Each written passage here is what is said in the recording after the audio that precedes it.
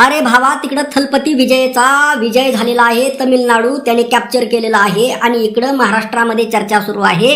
जे थलपती विजयला जमलो ते आमच्या उद्धव ठाकरेंना आणि आमच्या राज ठाकरेंना का जमत नाही, हा प्रश्न महाराष्ट्रातील अनेक जण विचारत आहेत. राज ठाकरे यांचे समर्थक आणि उद्धव ठाकरे यांचे समर्थक विचारत आहेत.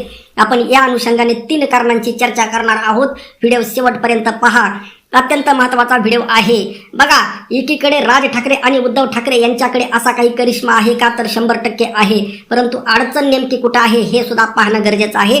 जर तुम्ही ही अडचण नाही पाहिली तर तुमच्या विषय कदापिही लक्षात येणार नाही.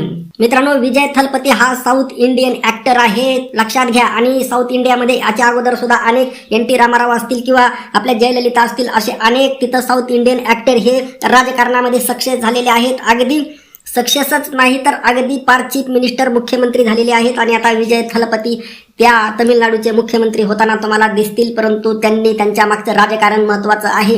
सगळ्यात पहिल्यांदा प्रादेशिक अस्मिता जपण्याचं काम जे तमिळनाडूतील लोकांमध्ये आहे, त्यांच्या ते रक्तामध्येच भिनलेलं आहे, ते आपल्या महाराष्ट्रामध्ये नाही.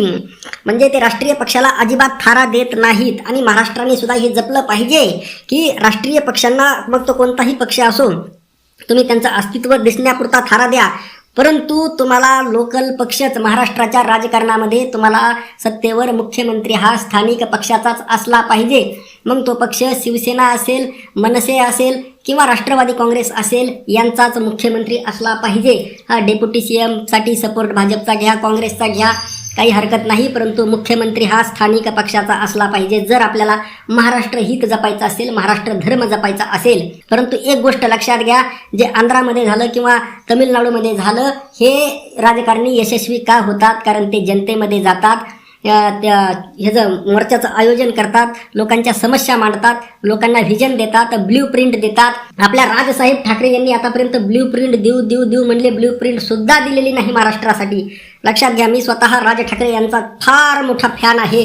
परंतु आपल्या राजसाहेब ठाकरेंची चूक काय आहे की एकदा सभा घ्यायची, पुन्हा 2 महिने गायब, एकदा मीडियासमोर यायचं, महिनाभर गायब, एकदा मोठी सभा घ्यायची, 6 महिने गायब. अशा पद्धतीने राजकारण होत नसतं.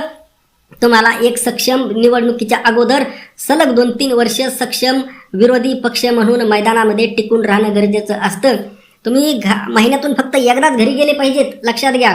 आणि तुमचा 24 तास तुमचा दौरा पाहिजे. आज हा जिल्हा, उद्या तो जिल्हा, असा सगळा महाराष्ट्र तुम्ही पिंजून काढला पाहिजे. विजय थलपतीने काय केलं होतं, पूर्ण तमिळनाडू असा पिंजून काढला होता. लोकांमध्ये गेले, लोकांच्या समस्या जाणून घेतल्या आणि त्या मांडल्या. आम्ही तुम्हाला निवडून आल्यानंतर काय देऊ, हे सगळं ब्ल्यू प्रिंट मांडली, लोकांसमोर ते गेले आणि व्हिजन ठरवलं, विचारधारा ठरवली.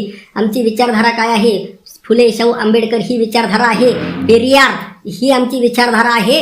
हे व्हिजन त्यांनी लोकांसमोर मांडलं, रुजवलं, जे तमिळनाडूच्या DNA मध्ये आहे. आपल्या महाराष्ट्राच्या DNA मध्ये काय आहे, फुले शाहू आंबेडकर तर आहेतच, त्याबरोबर छत्रपती शिवाजी महाराज हे महाराष्ट्राच्या DNA मध्ये आहेत. आणि हे व्हिजन जर तुम्ही एकीकडे छत्रपती शिवाजी महाराज आणि फुले शाहू आंबेडकर आणि एकीकडे जर तुम्ही काही विकासाचं एक नवीन मॉडेल दिलं आणि त्यासाठी 24 तास कष्ट घेण्याची तुमची तयारी पाहिजे. आता बघा, राज ठाकरेंचं हळूहळू काय असतं, काळ कोणाला माफ करत नसतो. राज ठाकरे आता हळूहळू तुम्हाला म्हातारे होताना दिसत आहेत. आणि त्यांचे पुत्र अमित ठाकरे, आता यांचं नेतृत्व राज ठाकरे यांच्यासारखं लगेच ताबडतोब बहरणार नाही.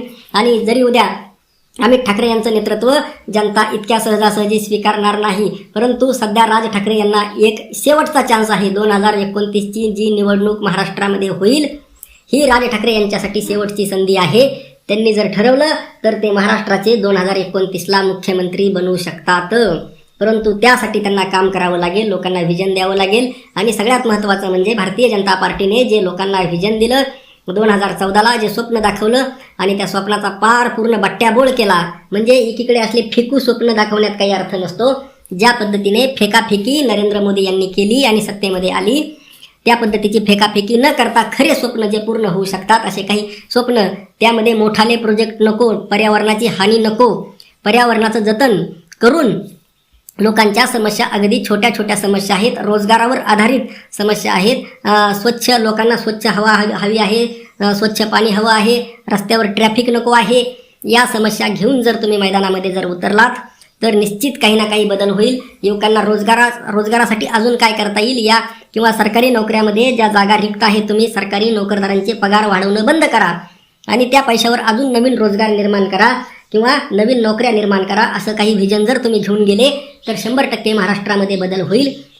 आणि एक सक्षम विरोधी पक्ष म्हणून जर एक जनरेटा जर तुम्ही जन आंदोलन जर उभा केलं तर ईव्हीएम मशीन सुद्धा भारतीय जनता पार्टीला साथ देणार नाही आणि राज ठाकरे महाराष्ट्राचे मुख्यमंत्री होऊ शकतात. उद्धव ठाकरे यांच्यामध्ये यांची सुद्धा क्रेज आहे, परंतु त्यांचंही तेच झालेलं आहे. ते घर सोडून जायला, मातोश्री सोडून कुठंही जायला तयार नाहीत आणि मग अशामध्ये घरात बसून अशा गोष्टी होत नसतात. या 2 महत्त्वाच्या गोष्टी आहेत. व्हिजन दाखवणं, दुसरी घरात बसून न राहणं. बघा, या 2 गोष्टी तर अत्यंत महत्त्वाच्या आहेत. आणि तिसरी गोष्ट लोकांना पर्याय व्यवस्था देणं. हे जमतंय का बघा. आपलं मत नक्की कळवा.